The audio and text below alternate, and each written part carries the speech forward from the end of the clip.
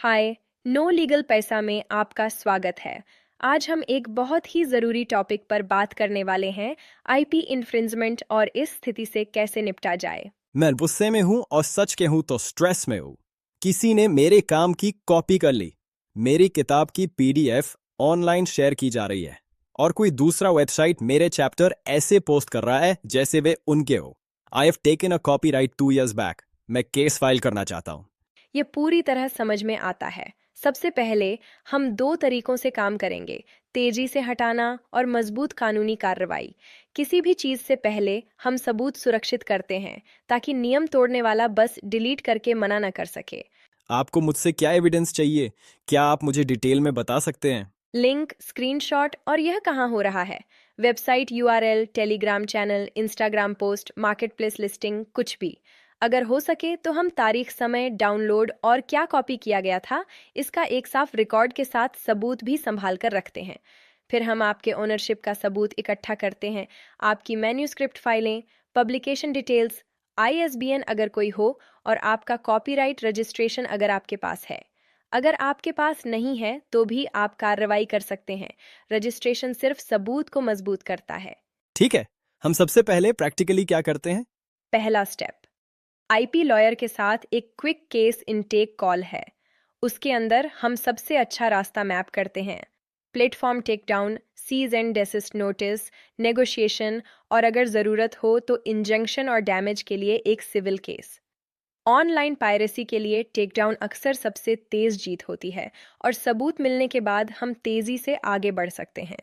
और अगर वे नोटिस को नजरअंदाज करते हैं, देन व्हाट विल हैपन?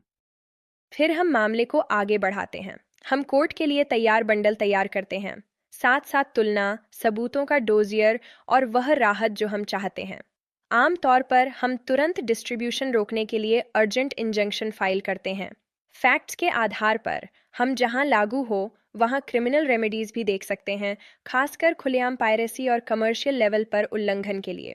मुझे लीगल फीस की चिंता है। मुझे ओपन एंडेड बिल नहीं चाहिए। इसीलिए हम स्टेज के हिसाब से पेमेंट करते हैं।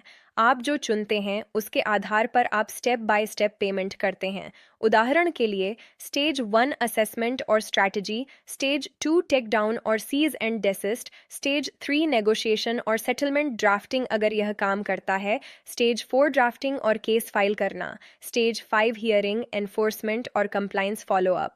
आप कंट्रोल में रहते हैं। क्या मुझे सही अपडेट मिलेंगे? मेरे पिछले वकील ने मुझे कभी अपडेट नहीं किया। आपके पास एक डेडिकेटेड केस मैनेजमेंट एग्जीक्यूटिव और एक क्लियर स्टेटस ट्रैकर होगा। अपडेट्स रियल टाइम में चैट, ईमेल से होते हैं और आपको हमेशा पता रहेगा कि आपका मामला किस स्टेज पर है और आगे क्या होगा। अगर अगली बार कॉपीराइट ना हो तो? जैसे कोई मेरा ब्रांड नेम या प्रोडक्ट डिजाइन कॉपी कर ले।